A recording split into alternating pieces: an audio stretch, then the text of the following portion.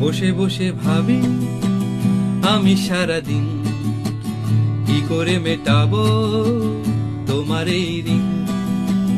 বসে বসে ভাবি আমি সারাদিন কি করে মেটাবো তোমার এই ঋণ। এ মনের ঘরে কবে ধীরে ধীরে, মনের ঘরে কবে ধীরে ধীরে ফিরিয়ে দিলে আবার হারানো সেই দিন। বসে বসে ভাবি আমি সারাদিন কি করে মেটাবো তোমার এই ঋণ।